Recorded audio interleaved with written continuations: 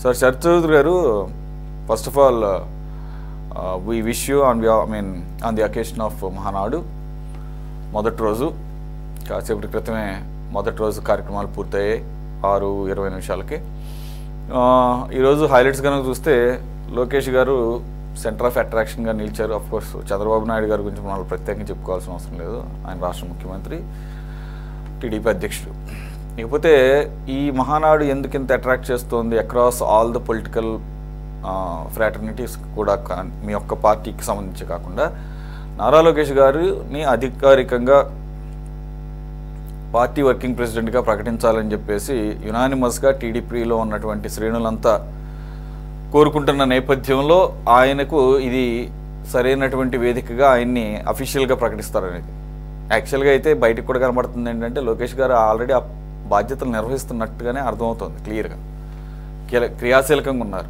ఇంకా మాట్లాడి 2014-19తో పోల్చుకుంటే we can see the clear difference in Lokesh, not only in TDP party, even in the government, the role he is playing.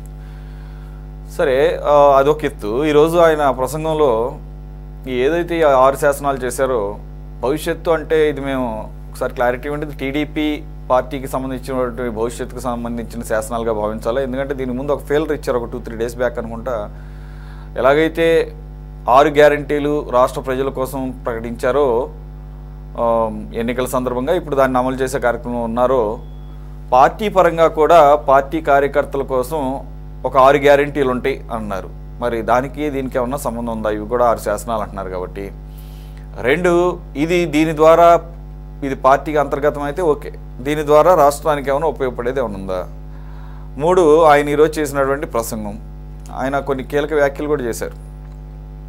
ఆయన యొక్క YCP యొక్క వ్యవహార శైలి, అలాగే గత ప్రభుత్వంలో జరిగినటువంటి దాష్టికాల మీద కూడా. సో ఓవరాల్గా ఈ 6 శాసనాల గురించి ఏం చెప్తారు సార్ శరత్ గారు? సభ్యులకి అందరికీ గుడ్ ఈవినింగ్ అండి. ఇప్పుడు 43 సంవత్సరాల తెలుగుదేశం పార్టీ సుదీర్ఘమైన ప్రస్థానం మనం గత కొన్నేళ్లుగా మనం చూస్తుంటే, లోకేష్ గారు రాక ముందు వరకు చంద్రబాబు నాయుడు గారు ఏ విధంగా క్రియాశీలకంగా పార్టీని ఎన్టీ రామారావు గారి తర్వాత ఇన్ని రోజులు ఆయన భుజస్కంధాల మీద వేసుకొని మిగిలిన వారి సహకారంతో పార్టీని ముందుకు తీసుకెళ్లారు.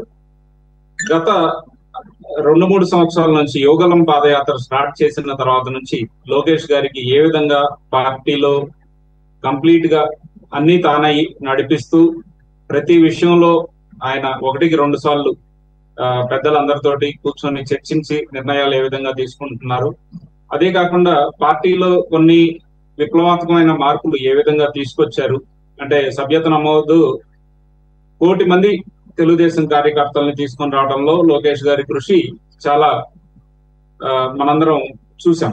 దాని తర్వాత వచ్చేసరికి 6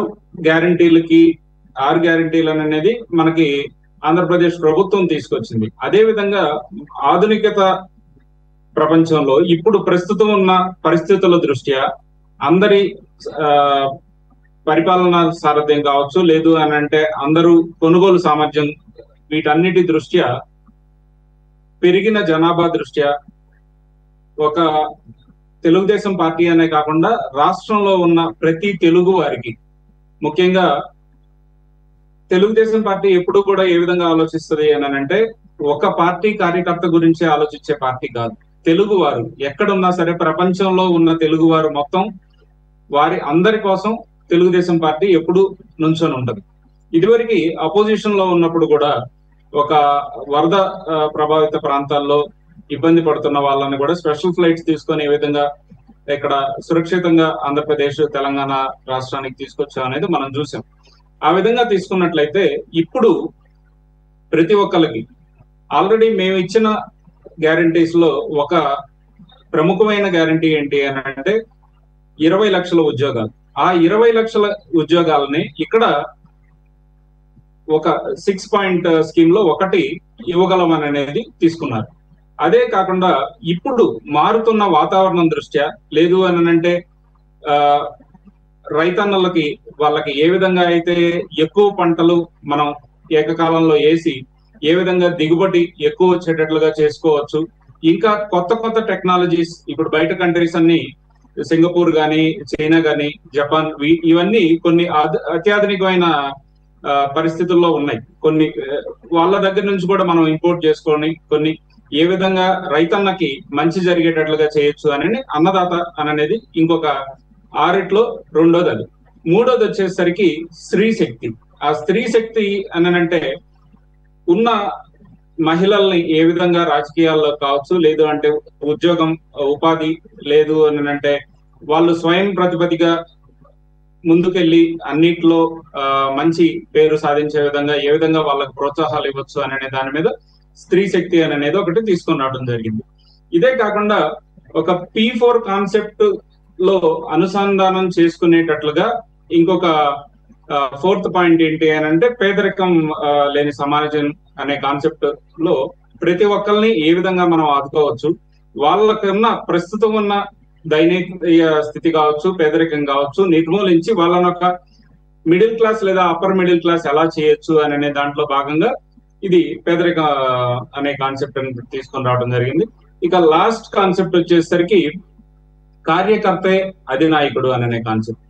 ప్రతి కష్టపడుతున్న కార్యకర్త ఎవరైనా సరే వాళ్ళని సముచిత గౌరవం ఇచ్చి ఏ విధంగా వాళ్ళకి పార్టీ పగ్గాలు కూడా వాళ్ళకి ఇచ్చేటట్లుగా ఏ విధంగా చేయొచ్చు అనేది ఈ కాన్సెప్ట్ యొక్క ఉద్దేశం. ఇప్పుడు ఫర్ ఎగ్జాంపుల్ ఒక కార్యకర్త మనకి ఏ విధంగా వైసీపీ వాళ్ళ దాష్టికానికి బలైపోయి చంద్రయ్య అనే కార్యకర్త మరణించారనేది మనం చూస్తున్నాం. వారి కుమారుడికి ఏ విధంగా ప్రభుత్వ ఉద్యోగం మనం తీసుకొని రాగలిగాం. ఆ విధంగా అదొక్కటే అని కాదు, ఈ కాన్సెప్ట్ ఏంటంటే ఎప్పటి నుంచో తెలుగుదేశం పార్టీలో చంద్రబాబు నాయుడు గారు 1990 తర్వాత నుంచి స్టార్ట్ చేశారు. కార్యకర్తలు ఎవరైనా సరే కొన్ని గొడవల వల్ల కానీ ఏదైనా ఇబ్బందులు పడుతూ చనిపోతే వాళ్ళకి ఎన్టీఆర్ మోడల్ స్కూల్స్ అని గండిపేటలో మనం స్టార్ట్ చేసి ఏ విధంగా వాళ్ళకి జీవితాంతం తోడుండేటట్లుగా పార్టీ ఉందో అందులో భాగంగానే ఇది ఈ కాన్సెప్ట్ కార్యకర్తకి తోడుగా ఉండి కార్యకర్తని కూడా అందలం ఎక్కించేటట్లుగా చూసుకునే కాన్సెప్ట్ ఇది. సో ఈ విధంగా మనం చూసుకుంటే కార్యకర్తలకే కాదు తెలుగు వారి మొత్తానికి పనికొచ్చే 6 సూత్రాలని ఈ రోజు ఇంట్రడ్యూస్ చేయడం జరిగింది.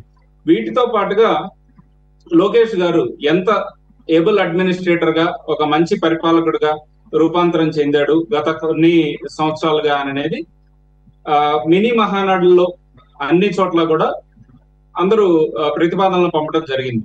చంద్రబాబు నాయుడు గారి వయసు దృష్ట్యా కావచ్చు, లేదు అంటే తనకున్న బిజీ షెడ్యూల్స్ దృష్ట్యా తను ఇప్పుడు రాష్ట్రం విచ్ఛిన్నం అయిపోయి ఇప్పుడిప్పుడే బాగుపడుతున్న రాష్ట్రాన్ని డెవలప్ చేసుకునే పరిస్థితిలో తను ఉన్నప్పుడు ఇదివరకు 2014-19 మధ్యలో జరిగినట్లుగా అప్పుడు వచ్చిన ఫీడ్బ్యాక్స్ ఏదైతే ఉందో కార్యకర్తలు విస్మరించారు, మీరు ఓన్లీ పరిపాలన మీదే పెట్టుకున్నారు దృష్టి అంతా అని అట్లాంటివి జరగకుండా ఉండటం కోసం లోకేష్ గారు పార్టీలో ఉన్న క్రియాశీలక పదవులు లోకేష్ గారు చూసుకునేటట్టు, గవర్నమెంట్ కి సంబంధించిన అన్ని చంద్రబాబు గారు చూసుకునేటట్లుగా ఒక ప్రపోజల్స్ అనేది పెట్టడం జరిగింది. రేపు స్వర్గీయ నందమూరి తారక రామారావు గారి జయంతి సందర్భంగా రేపు అది ఒక ప్రపోజల్ పెట్టి రేపు యాక్సెప్టెన్స్ కూడా రేపే జరగబోతుందని అనేది మనకు అందుతున్న సమాచారం. Okay sir.